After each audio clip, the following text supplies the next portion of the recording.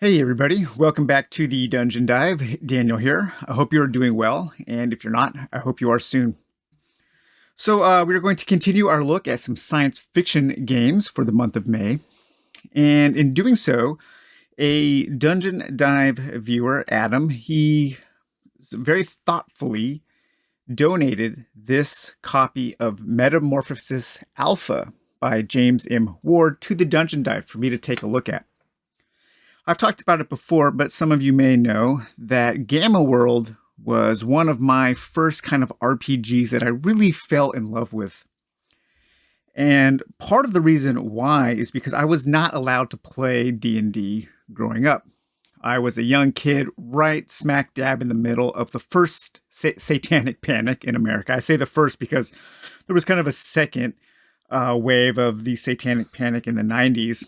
And actually, there's kind of a third wave of it going on right now, but it's just under the disguise of QAnon. It's the exact same thing. Completely unfounded garbage that is polluting the minds of our citizens. And that's what was happening during the satanic panic. And I should do a whole episode on the satanic panic sometime, but I also mentioned that in my Mertwig's Maze video review. But so yeah, I was not allowed to play D&D. I had to hide my D&D hobby when I was in 4th grade.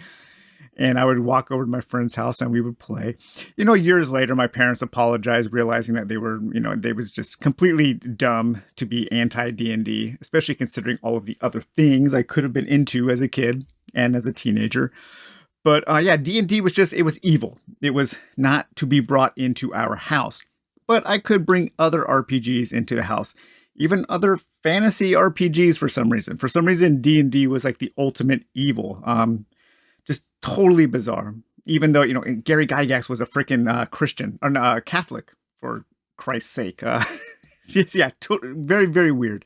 But Gamma World, I bought the box set at a toy store in Fresno, California called Arthur's Toys. I've talked about Arthur's Toys before. They had a fantastic hobby section. And I sometimes just think back about that hobby section and how really, really cool it was and how lucky I was to have that kind of store around. And I have shown these dice before. At least 2 of these D10s are from my original Gamma World box. I think it's these 2. This one was also from a really early game. This might have been from the TSR Marvel game. I think it used D10s as well. But as you can see, the corners are all rounded.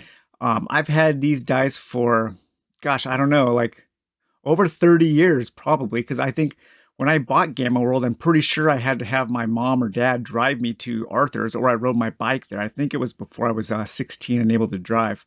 So I've had these D10s for a very, very long time, and Gamma World does have a special place in my heart. I still remember that huge fold-out city map that the box set came with. We used that for like just about every single science fiction game we would play. We would use that Gamma World map.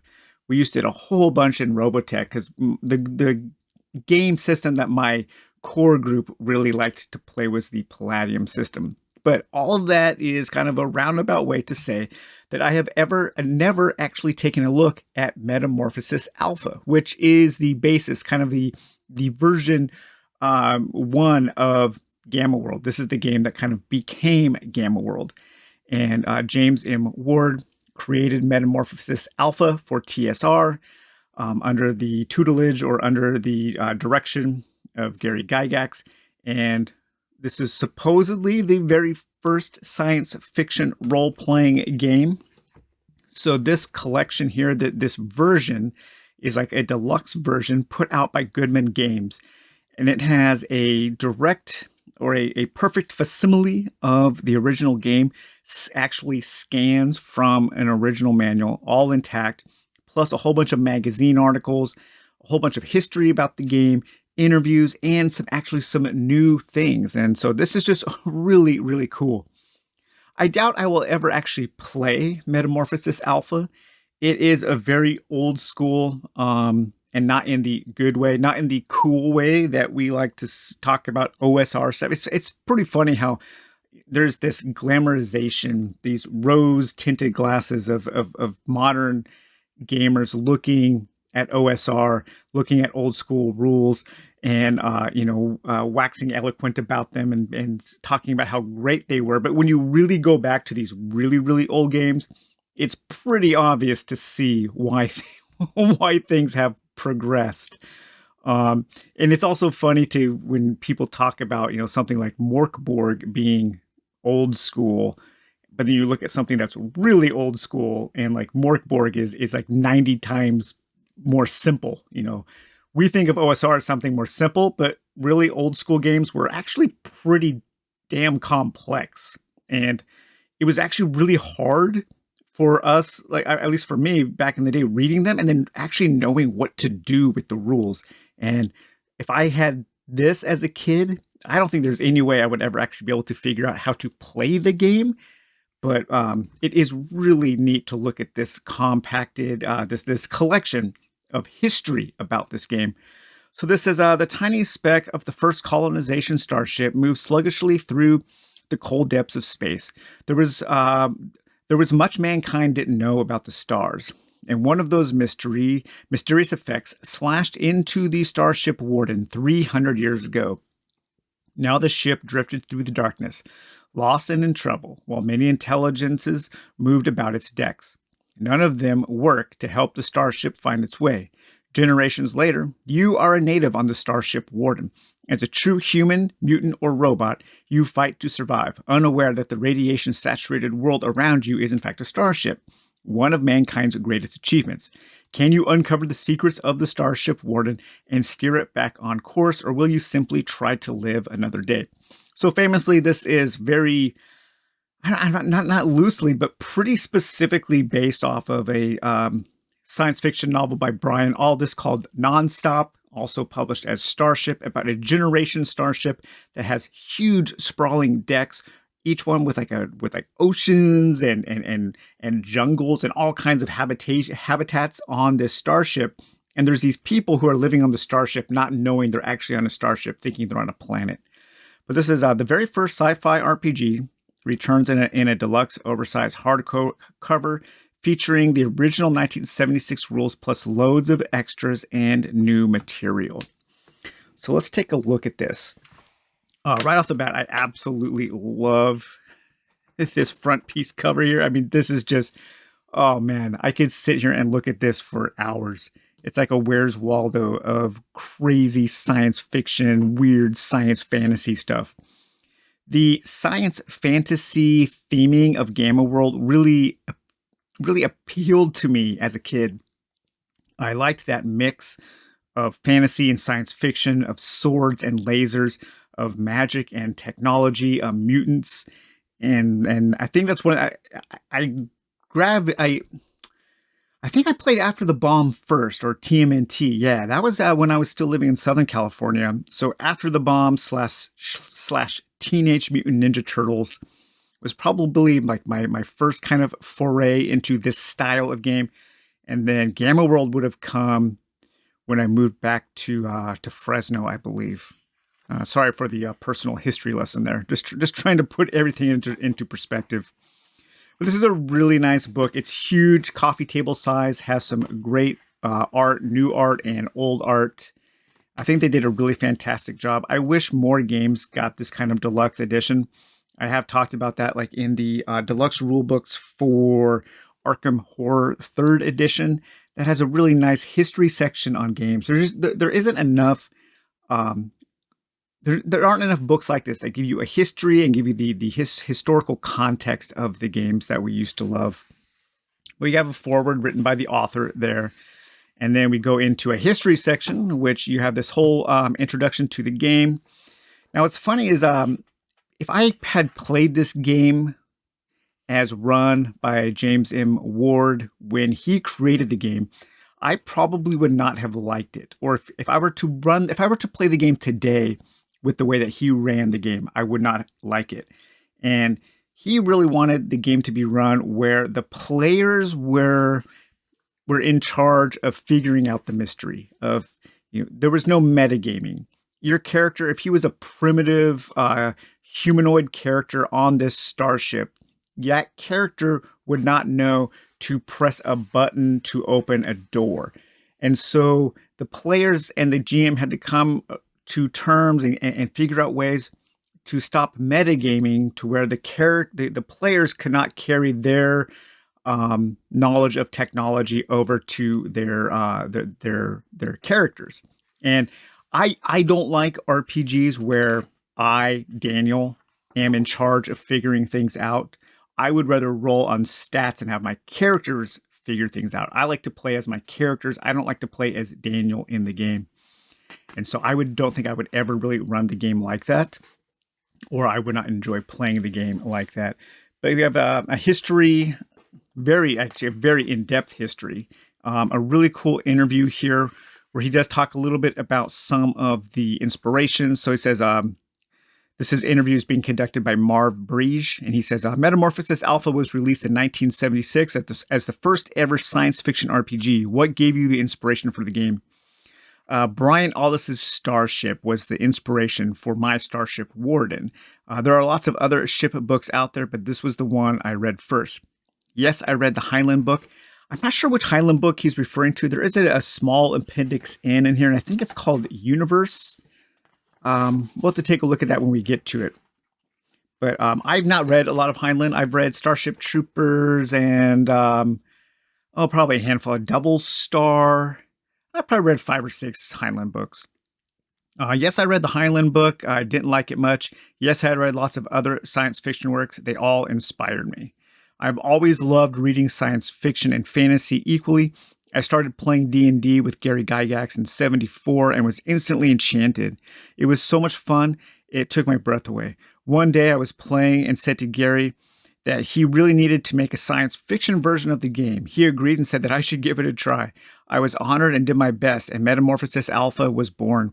It was one of the luckiest days of my life when I met Gary. That's really cool. I just love reading stuff like that. And yeah, this interview is pretty fantastic. It goes through this kind of his entire life in the hobby. And then we get to the original 1976 publication. Again, these are scanned directly from the first printing of the novel. So I mean of the game. So back in the 70s, they didn't have digital files. They weren't printing these off of PDFs. These were all like photocopied, Xeroxed versions of these games. And so they did a really good job of keeping everything intact. One of the things I'm really glad that they did by scanning the actual pages is they kept the page numbers intact. So that way later on in this collection, when we get to the Dragon and other magazine articles that refer to pages of the game, you can actually go back and still refer to that page. It makes this so useful. If they would have changed the layout of the game to include in this special edition, then those magazines would not be, the information in those magazines would not be nearly as useful. But yeah, back in the day, man, RPG manuals were just walls of text. I mean, look at that. That is so much text. And this is much bigger. It would have come in a much smaller book size. And man, that would have just been so much. So this is really cool. This is telling you about the starship and the different floors and the kind of habitats and environments are on each floor. Gives you a really detailed look at all of the ship's devices, how they work. And this is really information for the GM to probably mostly keep secret from the players.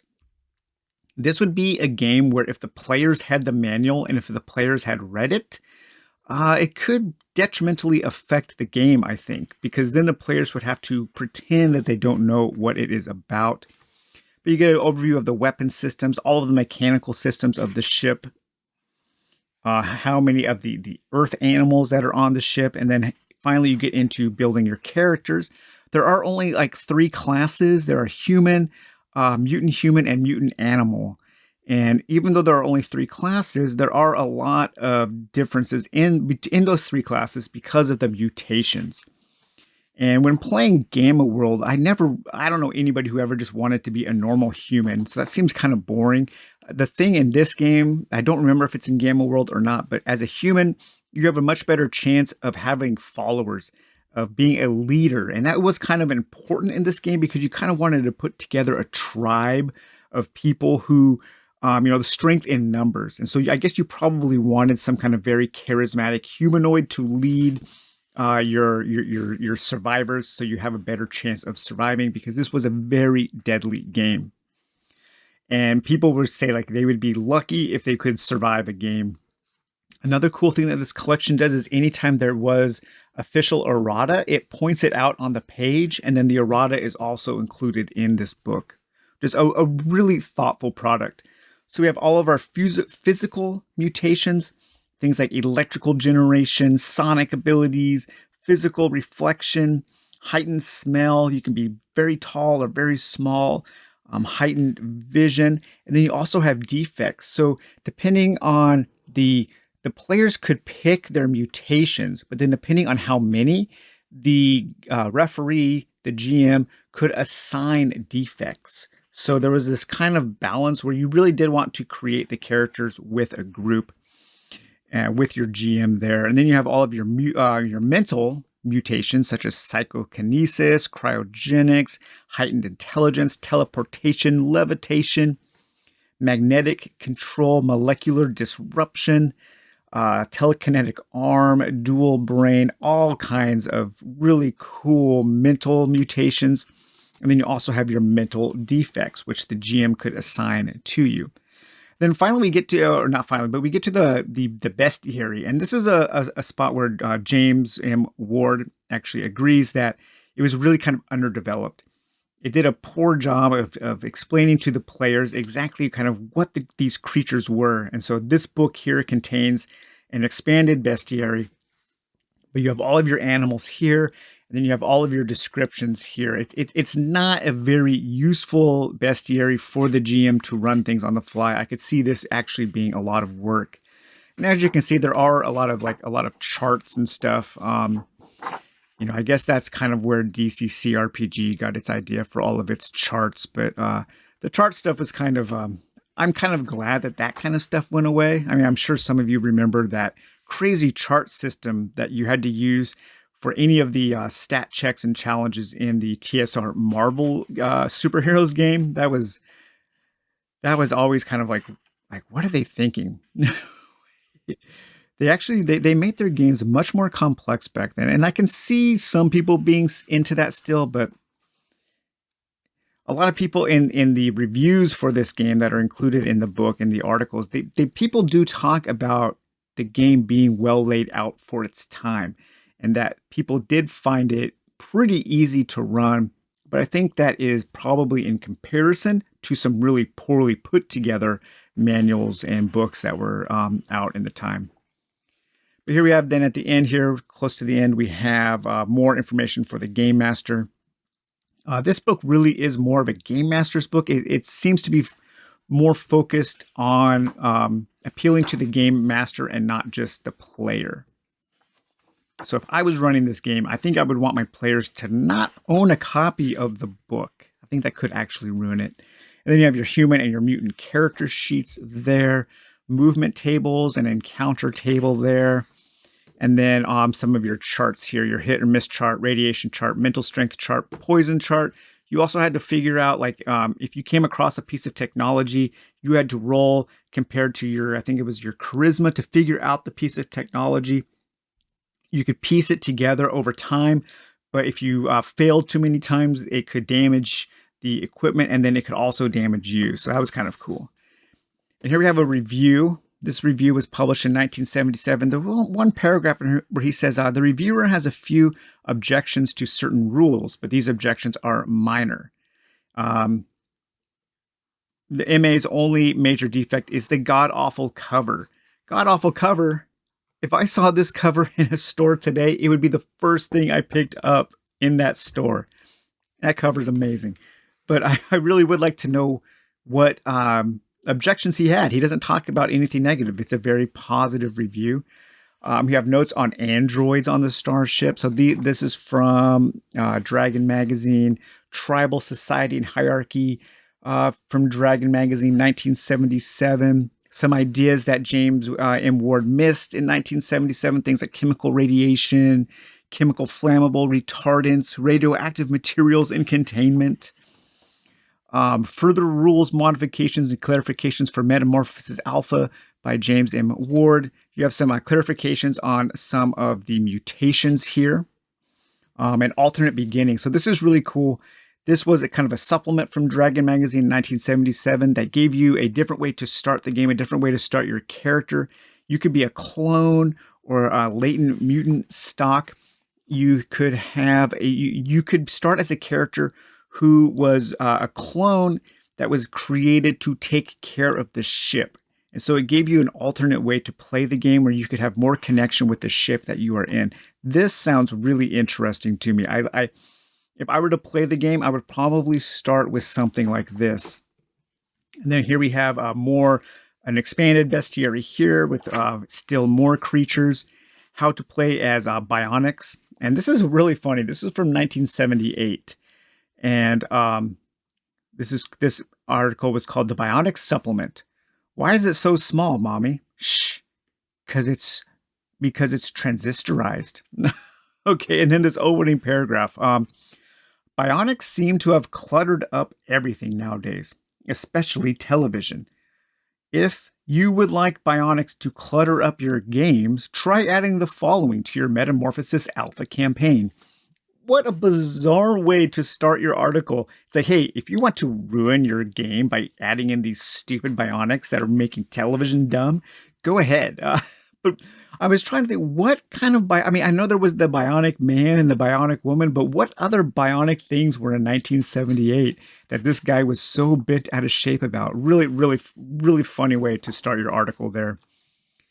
More notes on how to run the game and what the creator was thinking. Another article by James M. Ward there. Playing robots as player characters, a whole bunch of rules to play as robots. That was from 1978. This seems like a really in-depth article here. Lots of information there. And this is, you have your life path. So this was from 1978, written by James M. Ward, and this is a total person in Metamorphosis Alpha.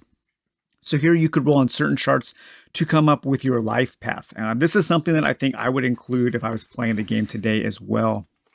And here we have some more modifications, some house rules type things, guidelines for mixing campaigns, androids, wizards, several mutants, and liberal doses of imagination well blended.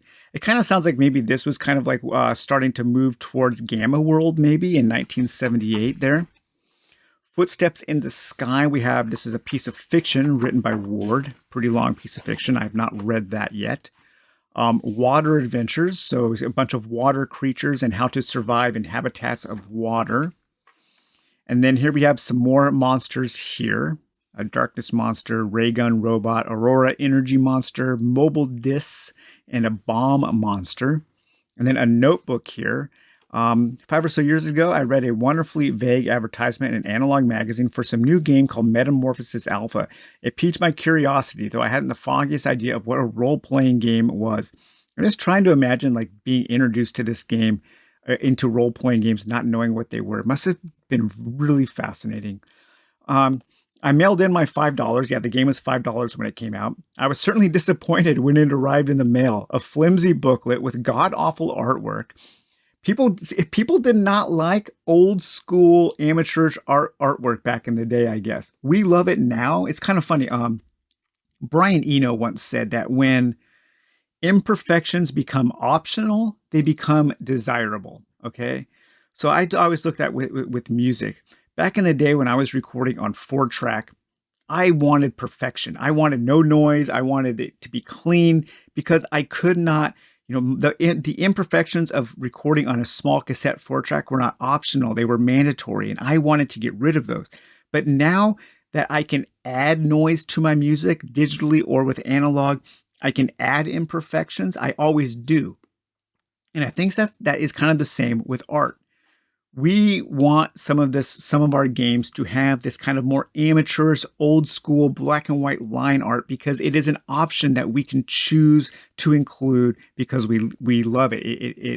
It's It's interesting to us on a nostalgic level, and we like the way it makes us feel when we look at it. But it's still an option because we still have that option for new, quote unquote, better art. But let's see, that looked scarcely worth $1. Where were the board and pieces? Nevertheless, determined to recoup something of my investment, I set about to play my first game. And this is really cool because this is an article written from the point of view of somebody brand new, brand new to this new kind of gaming. And I found this article to be really, really interesting. And then we have some more supplemental material. So we have our official errata, and this is all cross-referenced in the pages of the book. New creatures and new characters. So here, James M. Ward wrote some new stuff, and he talks a little bit about how the bestiary was kind of underdeveloped. And here we have a whole new bestiary with new NPCs, new creatures with better descriptions and how to run them in a game. I really appreciate this section here. It looks more like what we would consider an old school bestiary. Adding color to your mutant or taking the human out of humanoid in Metamorphosis Alpha. So becoming more mutated here and less human. Playing Metamorphosis Alpha in a traditional manner. Rulings, not rules. So this kind of talks about playing the game with modern game players in a way that it was supposed to be played back in the day. And I think that would be pretty hard. Gamers today, we have a lot of knowledge. We have many decades of meta knowledge built up. And so I think it would be hard to play the game exactly how the creator originally intended it. Another article written by Ward there, Coming of Age, an introductory adventure written by Ward. This is a new adventure with this awesome map here. So a nice little adventure to run there.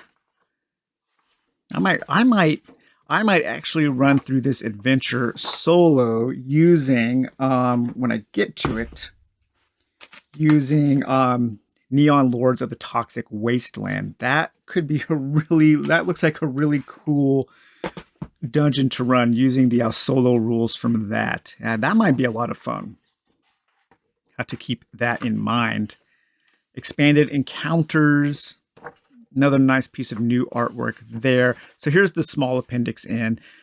Captive Universe by Harry Harrison. I've not read that. Eon by Greg Bear. I have read that. I did not like it. Greg Bear is an author who I respect but don't love. Mayflies by Kevin O'Donnell. Nonstop or Starship by Brian Aldiss. Orphans of the Sky by Robert Heinlein. I've not read that. Phoenix Without Ashes by Edward Bryant and Harlan Ellison.